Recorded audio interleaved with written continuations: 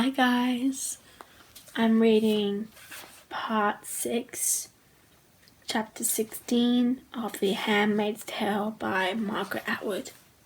So let's get into it.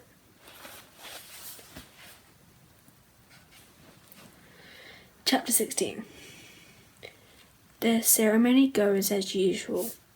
I lie on my back, fully clothed, except for the healthy white cotton underdrawers.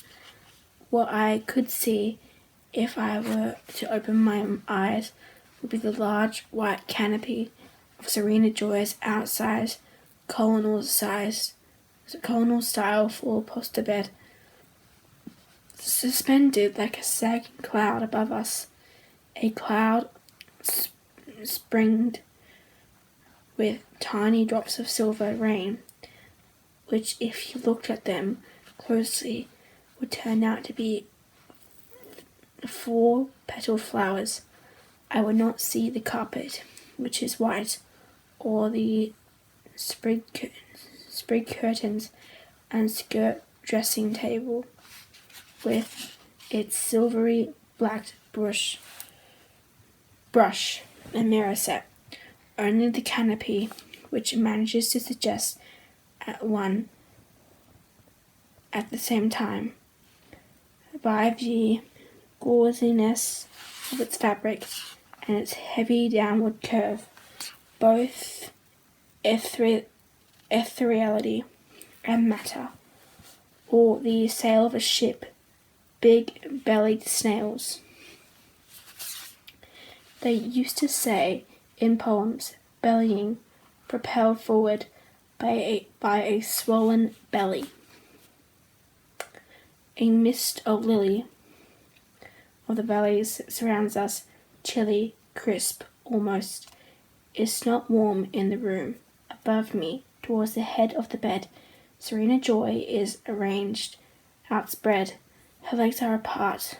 I lie between them, my head on her stomach, her pubic bone under the base of my skull, her thighs on either side of me. She, too, is fully clothed. My arms are raised. She holds my hands, each of mine in each of hers. This is supposed to signify that we are one flesh, one being. What it really means is that she is in control of the process and thus of the product. If any, the rings of her left hand cut into my fingers. It may or may not be revenge. My red skirt is hitched up to my waist, though no higher. Below it, the commander is fucking. What he is fucking is the lower part of my body. I do not say making love, because this is not what he's doing. Copulating too would be inaccurate because it would imply two people and only one is involved. Nor does rape cover it. Nothing is going on here that I haven't signed up for.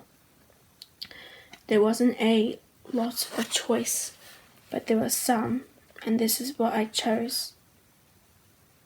Therefore I lie still and picture the unseen canopy above my head. I remember Queen Victoria's advice to her daughter, close your eyes and think of England. But this is not England. I wish he would hurry up, because I'm crazy, and this is some new kind of therapy. I wish it were true, then I could get better, and this would go away. Serena Joy grips my hands, as if it's she, not I, who's being fucked, as if she finds it either pleasurable or painful, and the commander fucks with a regular 2/4 marching stroke, one and on like a tap dripping. He is preoccupied like a man humming to himself in the shower without knowing he's humming. like a man who has other things on his mind. It's as if he's somewhere else, waiting for himself to come, drumming his fingers on the table whilst he waits. There's an impatience in his rhythm now. But isn't this everyone's wet dream? 2 women at once? They used to say that. Exciting, they used to say. What's going in the room under Serena Joy's silvery canopy is not exciting. It has nothing to do with passion, or love, or romance, or any of those other notions we used to titillate ourselves with. It has nothing to do with sexual desire, at least for me, and certainly not for Serena. Arousal and orgasm are no longer necessary. They would be a symptom of frivolity, merely like jazz garters, beauty spots, superfluous distractions of the light-minded, outdated. It seems odd that women once spent such time and energy reading about such things, thinking about them, worrying about them, writing about them. They are so obviously recreational. This is not recreation, even for the commander. This is serious business. The commander is doing his duty. If I were to open my eyes a slit, I would be able to see him, his not unpleasant face hanging over my torso, with a few strands of silvery hair falling perhaps over his forehead, intent on his inner journey.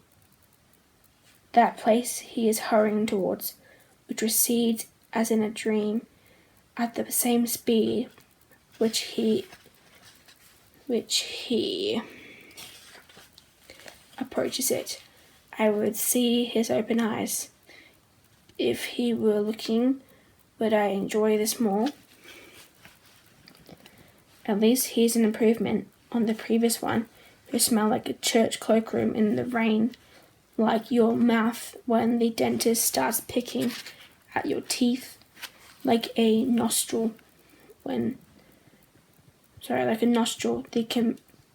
commander instead smells of mothballs, or is this odor some punitive form of aftershave? Why does he have to wear that stupid uniform? But would I like his white, tough, raw body any better? Kissing is forbidden between us. This makes it bearable. One detached oneself. One describes. He comes at last with a stifled groan, as of relief. Serena Joy, who has been holding her breath, expels it. The commander, who has been propping himself on his elbows, away from our combined bodies, doesn't permit himself to sink down into us. He rests a moment, withdraws, recedes, rezippers. He nods, then turns and leaves the room, closing the door with an exaggerated care behind him, as if both of us are his ailing mother. There's something hilarious about this, but I don't dare laugh. Serena Joy lets go of my hands. You can get up now, she says. Get up and get out. She's supposed to have me rest for 10 minutes with my feet on a pillow to improve the chances. This is meant to be a time of silent meditation for her, but she is not in the mood for that.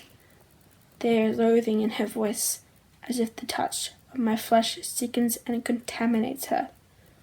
I untangle myself from her body, stand up. The juice of the commander runs down my legs. Before I turn away, I see her straightening her blue skirt.